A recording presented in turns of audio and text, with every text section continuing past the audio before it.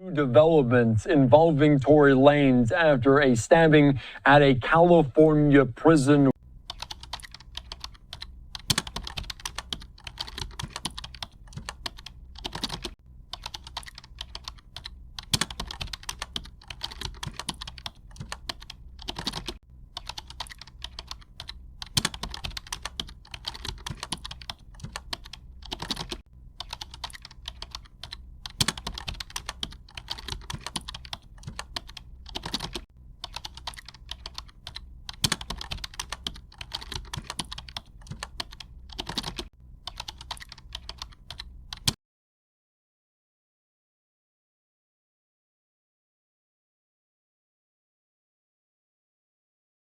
Saying the guy who allegedly attacked and stabbed Tory Lanez in prison is serving a life sentence for a murder charge, and this wasn't his first violent incident behind bars.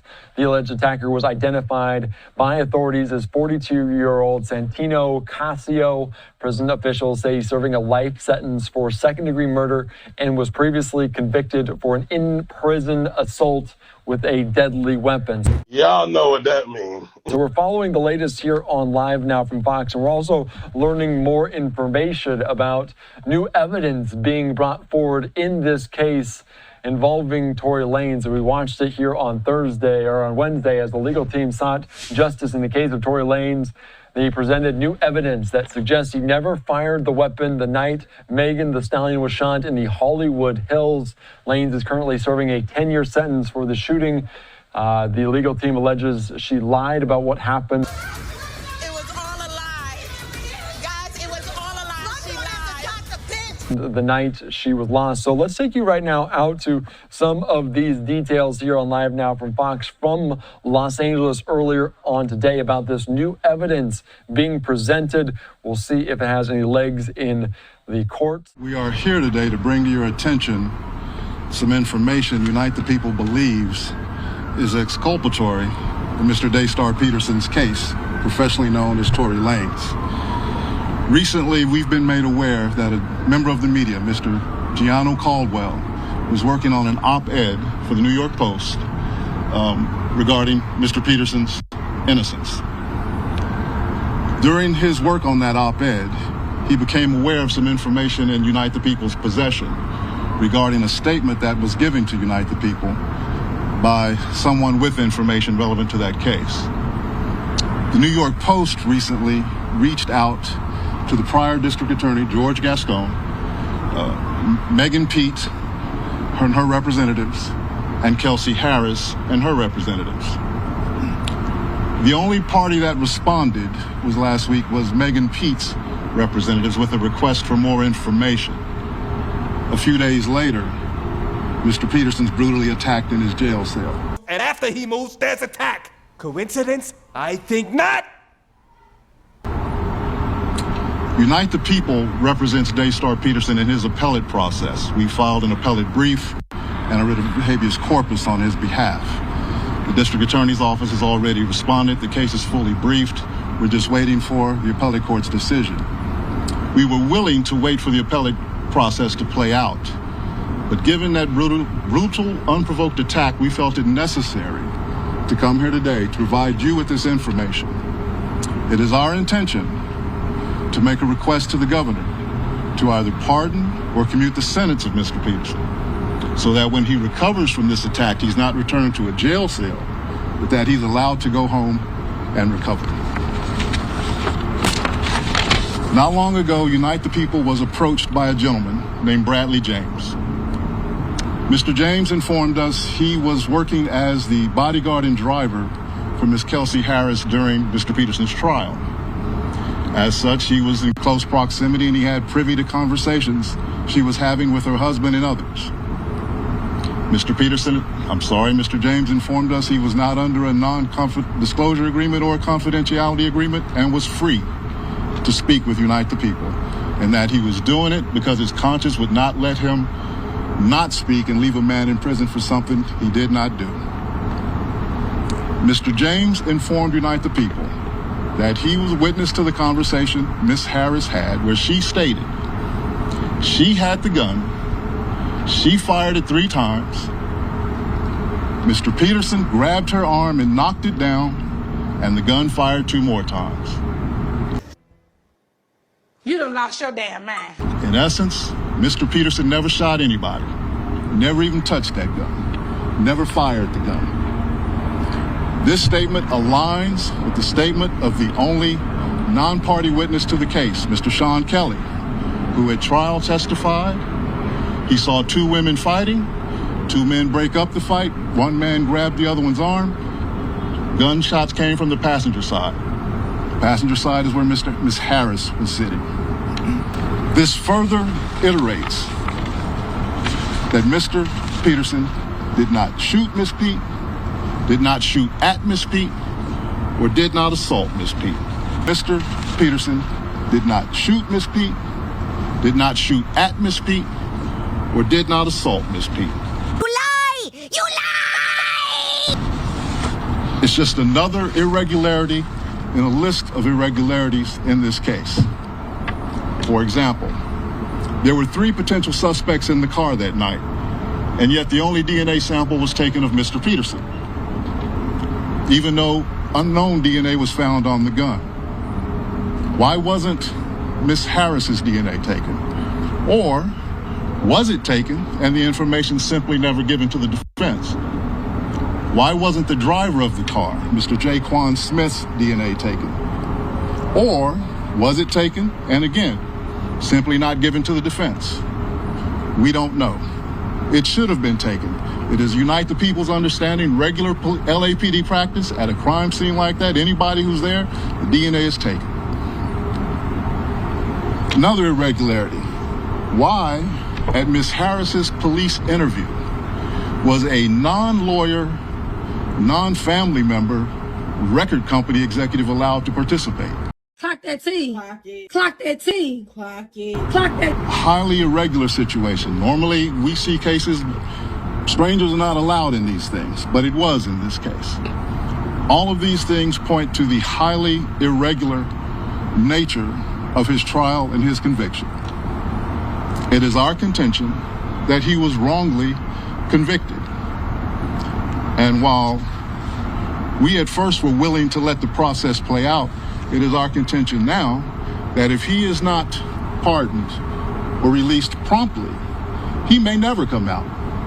And that would be the ultimate injustice, is that he gets killed in prison for something he did not do. At this time, I'd like to bring up Mr. Gianno Caldwell, the media member who was working on that op-ed for the New York Post. Thank you. Thank you, Walter. Good morning. Thank you for coming today. My name is Gianno Caldwell. That is spelled Gianno, Caldwell, Caldwell. I am the founder of the Caldwell Institute for Public Safety at caldwellinstitute.org. I am also a member of the press for almost a decade now. I've been looking into Daystar Peterson's case for almost 6 months now, professionally known as Tory Lanez. And after reviewing the evidence, the reporting, and the legal analysis, I've come to the conclusion that Tory Lanez was railroaded by the former district attorney, George Gascon. He was also wrongly convicted. I believe if Jesus Christ was Tory Lanez's attorney, George Gascon would do whatever in his power to ensure that Tory Lanez lost that case. But this is crazy. I didn't do it. Tory Lanez's defense team have alleged the withholding of exculpatory evidence, prosecutorial misconduct, among other issues that I was compelled to write an opinion piece for the New York Post. It is true that last week, the New York Post editors reached out to 3 parties, one being George Gascon, Megan Pete's team, and Kelsey Harris. It is also true that Megan's team was the only ones that responded back for that request for comment.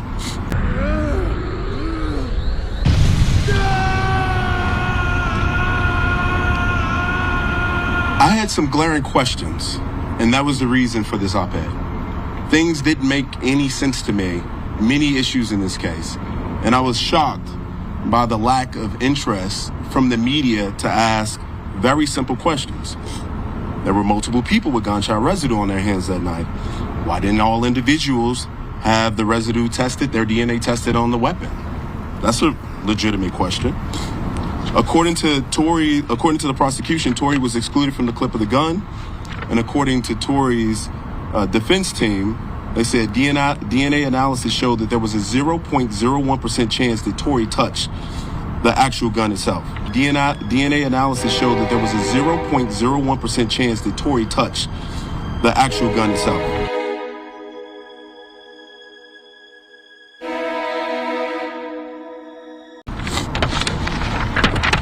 Another piece that stood out to me, the call that the prosecution alleged Tory made confessing to a crime. I listened to that call. I'm sure many of you have as well. I didn't hear a confession. But what really shocked me about it is if my best friend was shot maliciously by someone just 2 to 3 hours before, I wouldn't have answered the call, or if I did, I wouldn't calmly have a conversation with the individual of it. And certainly I would ask, why did you shoot my friend? And more importantly, I would never have given you my current location out of fear of you finishing the job. That was something that stood out to me. I also, in my op-ed, discussed Kelsey Harris pleading the Fifth Amendment. She wasn't accused of anything by Megan Pete or the police, and to my knowledge, she wasn't under any investigation. So why plead the Fifth? Hey, what are you hiding? What also shocked me is the prosecution gave her immunity. For what? What did she do? Is there an allegation of her doing something? I'm not aware of that. Maybe some of you can answer that question today. During the time of trial, George Gascon, just to take you back to where we were at that particular point, he had just barely won a recall attempt. He lost support in many key demographics of voters. Crime was up in Los Angeles County. And this case would have been a silver bullet for him potentially winning. His policies obviously were bad and people were harmed. So that didn't happen, and thank God it didn't happen. At the heart of this injustice is the misuse of gun enhancement charges, a sentencing tool intended for the most dangerous and violent offenders. In Tory Lanez's case, these enhancements were not supported by evidence. But George Gascon, interestingly enough, who is someone who regularly would drop enhancements or not recommend them, chose to provide enhancements to Tory. And in his case, in any given situation, according to legal analysts I've spoken with, he would do 1 or 3 years if he did it without the enhancement.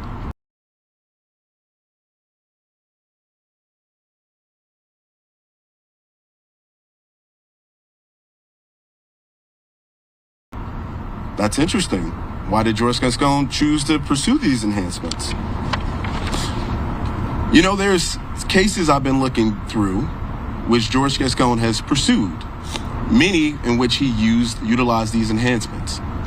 A couple come to mind that I would like to reference here. One, Raymond Danger Gonzalez, a Mexican mafia gang member involved in a premeditated murder of 2 young men in 2017.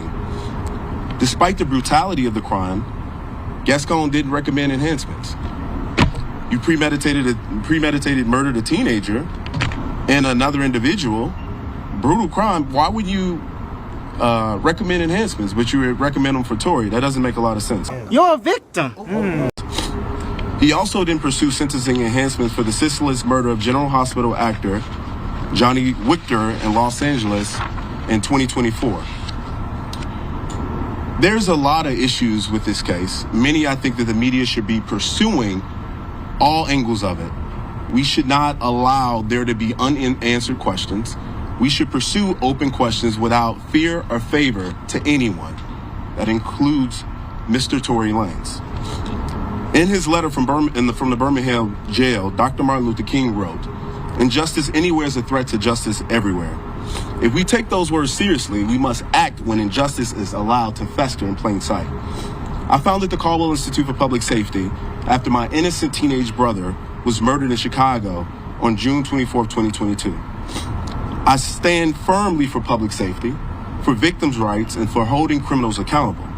But justice also demands that we protect the innocent and stand against politically motivated prosecutions. This is what I believe to happen here. When we imprison the innocent while violent offenders walk free, which is what Judge Gascon has often done, we undermine the very foundation of our legal system. Mr. Peterson was never given a fair trial, free from bias, political interference, and media-driven pressure. His continued incarceration erodes public trust and diverts focus from the real work of keeping our community safe. Further, while incarcerated, Mr. Peterson was recently stabbed in prison, as many of you know, a tragic incident that underscores the urgency of this situation and the risk to his life while this case remains unaddressed. Governor Newsom, I respectfully urge you to issue a pardon for Daystar Peterson, known as Tory Lanez, in a full and impartial review of his case. California must not be a state where justice is driven by headlines instead of evidence. And in the case of George Gascon, that was often the case. So I encourage everyone here to go to CaldwellInstitute.org, CALDWELL, Institute, INSTITUTE.org, and sign the petition. This petition asks for the governor to pardon Tory Lanez. Thank you. My name is Diana London. I'm the CEO of the Secret Weapon Agency, which is a crisis communication firm. And I'm also the CEO of a company called London Global Strategies. I am a member of the media as well. I'm a commentator on a few networks. And I also serve as an advisor for Giano's Institute and also another company called Promising People that is fighting to reduce the recidivism rate in this country and also to correct our criminal justice laws. Later. Tory Lanez is serving a 10-year sentence for a crime that evidence, which laid out here today, overwhelmingly suggests he did not commit. Let's go back to the night in question, just like Giano was just talking about in the attorneys. As the attorneys laid out here today, the prosecution failed to produce a single shred of forensic evidence tying Tory to the actual gun. His fingerprints weren't on it. His DNA was later found to be 100% nearly excluded from the gun, as shown in the worksheet that was provided to the defense late on the eve of the actual trial, after making a request for that very document. After trial, looking at this evidence, there is a 0.01% chance Tory's DNA was on the firearm. That's a difficult statistic to equate with the story as told by the prosecution, which may be why this was not present in trial. In fact, there were 3 people that night at the scene who tested positive for gunshot residues.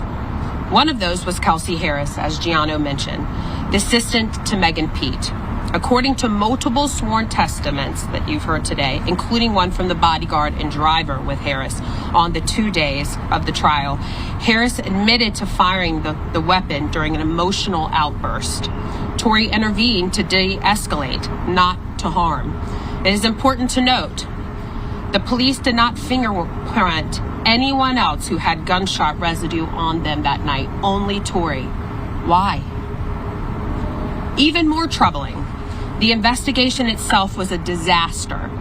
Bullet fragments disappeared, the gun's serial number was sealed, a move that blocked the defense from investigating ownership. Police failed to follow standard procedures. Why? Didn't mark shell casings on the road and didn't test others involved that night with DNA. This wasn't justice. It was a rush to judgment. Worse still, the prosecution knew the case was thin. So what did they do? They tacked on gun enhancements, just like they spoke about.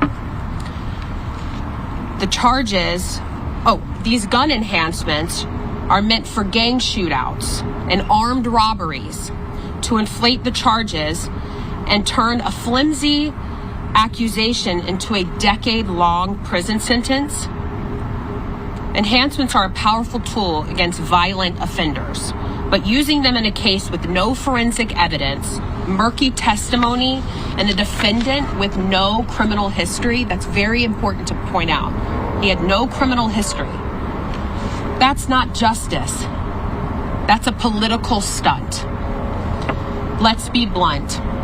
This prosecution had everything to do with headlines and very little to do with truth. It was about symbolism, not substance. And that should concern every single one of you here today and in this country.